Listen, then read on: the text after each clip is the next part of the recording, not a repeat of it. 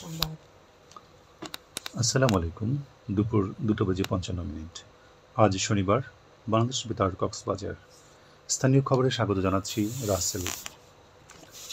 আদালতে বিচার প্রার্থীরা ন্যায় বিচার পাওয়ার জন্য আসেন বলে মন্তব্য করে প্রধান বিচারপতি ওবায়দুল হাসান বলেছেন, ন্যায় বিচার পাওয়ার অধিকার বাংলাদেশের সকল নাগরিকের রয়েছে।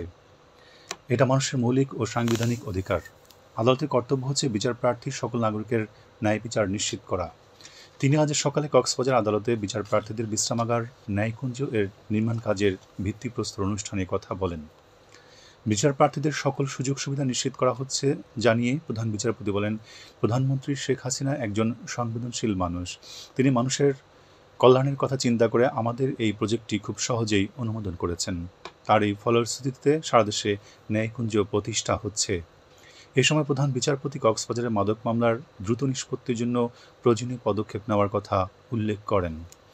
জেলা ও দায়রা জজ মুন্সি আব্দুল মজিদের সভাপতিত্বে এতে বাংলাদেশ সুপ্রিম কোর্টের আপিল বিভাগের বিচারপতি এম ইনায়েতুর রহিম, বিচারপতি মোহাম্মদ আশফাকুল ইসলাম, হাইকোর্টের বিভাগের বিচারপতি নাইমা হায়দার, জেলা প্রশাসক মোহাম্মদ শাহিন ইমরান, পুলিশ সুপার মোহাম্মদ মাহফুজুল ইসলাম সহ সংশ্লিষ্টরা উপস্থিত ছিলেন। পরে প্রধান বিচারপতি ওবায়দুল হাসান কক্সবাজার চিফ জুডিশিয়াল আদালত এলাকা পরিদর্শন করেন। উখিয়ায় নেতৃত্ব বিকাশ ও দলীয় ব্যবস্থাপনা বিষয়ক এক কর্মশালা আজ প্রত্যাশী ইনস্টিটিউট অব টেকনোলজি ট্রেনিং সেন্টারে অনুষ্ঠিত হয়েছে। এই কর্মশালার প্রধান অতিথি ছিলেন সরকারের মাইক্রো ক্রেডিট রেগুলেটরি অথরিটির নির্বাহী ভাইস চেয়ারম্যান মোহাম্মদ ফসিউল্লাহ। প্রত্যাশীর নির্বাহী পরিচালক মনোয়ারা বেগমের সভাপতিত্বে কর্মশালায় সরকারি কর্মকর্তা, জনপ্রতিনিধি ও নারী উদ্যোক্তা সহ সংশ্লিষ্টরা উপস্থিত ছিলেন। সভায় প্রশিক্ষণ গ্রহণ ও দক্ষতা অর্জনের মাধ্যমে ক্ষুদ্র ব্যবসায় আয় বর্ধনমূলক কর্মসূচিতে ঋণ গ্রহণ করে নিজেদের আত্মনির্ভরশীল করার ওপর জোর দেওয়া হয়। তৃতীয় ধাপে অনুষ্ঠেয় টেকনাফ উপজেলা পরিষদ নির্বাচন জমে উঠেছে।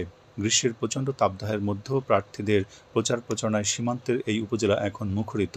রাত দিন প্রার্থী ও তাদের কর্মী সমর্থকরা ভোটারদের দ্বারে দ্বারে গিয়ে ভোট প্রার্থনা করছেন। এই উপজেলার চেয়ারম্যান পদে 3 জন প্রার্থী থাকলেও প্রতিদ্বন্দ্বিতায় আছেন 2 জন। তারা হলেন বর্তমান চেয়ারম্যান ও টেকনাফ উপজেলা যুব লীগের সভাপতি টেলিফোন প্রতীকের নূর আলম এবং সাবেক উপজেলা চেয়ারম্যান আনারস প্রতীকের জাফর আহমদ। এছাড়া ভাইস চেয়ারম্যান সাধারণ পদে 3 জন ও মহিলা ভাইস চেয়ারম্যান পদে 3 জন প্রার্থী প্রতিদ্বন্দ্বিতা করছেন। আগামী 29শে মে ইভিএম পদ্ধতিতে ভোট গ্রহণ করা হবে। এবার 1,80,404 জন ভোটার তাদের ভোটাধিকার প্রয়োগ করবেন। আজ দুপুর 2:12 থেকে আগামীকাল দুপুর 12টা পর্যন্ত কক্সবাজার ও পার্শ্ববর্তী এলাকাসমূহের জন্য আবহাওয়ার পূর্বাভাসে বলা হয়েছে, আকাশ অস্থায়ীভাবে আংশিক মেঘলাসহ মেঘাচ্ছন্ন থাকতে পারে। সে সাথে কিছু কিছু জায়গায় হালকা থেকে মাঝারি ধরনের বৃষ্টি ও বজ্রসহ বৃষ্টিপাত হতে পারে। বাতাস দক্ষিণ ও দক্ষিণ পশ্চিম দিক হতে ঘন্টায় 8 থেকে 16 কিলোমিটার বেগে প্রবাহিত হতে পারে। সেই সাথে অস্থায়ীভাবে দমকা সহ দক্ষিণ দক্ষিণ পূর্ব দিক হতে ঘন্টায় 30 থেকে 40 কিলোমিটার বা তারপরও অধিক বেগে প্রবাহিত হতে পারে। কক্সবাজার সমুদ্রবন্দরের জন্য কোনো সতর্ক সংকেত নেই। আগামী 24 ঘন্টায় দিন ও রাতে তাপমাত্রা পার্থক্য হ্রাস পেতে পারে। আজ সূর্য অস্ত যাবে সন্ধ্যা 6:25। আগামীকাল সূর্যোদয় হবে সকাল ভোর 5:13। আজকের সর্বনিম্ন তাপমাত্রা ছিল 28.3 ডিগ্রি সেলসিয়াস এবং সর্বোচ্চ তাপমাত্রা ছিল 34.5 ডিগ্রি সেলসিয়াস। এবার জানিয়ে দিচ্ছি বাঁকখালী নদীর মোহনা ও সংলগ্ন এলাকার সামুদ্রিক জোয়ার ভাটার সময়সূচি। আজ জোয়ার শুরু হয়েছে দুপুর 1:33, চলবে সন্ধ্যা 7:34 পর্যন্ত। ভাটা শুরু হবে সন্ধ্যা 7:34, চলবে রাত 1:52 পর্যন্ত। পুনরায় জোয়ার শুরু হবে রাত 1:52, চলবে আগামীকাল সকাল 8:15 পর্যন্ত। সর্বশেষ পর্যটক বার্তা।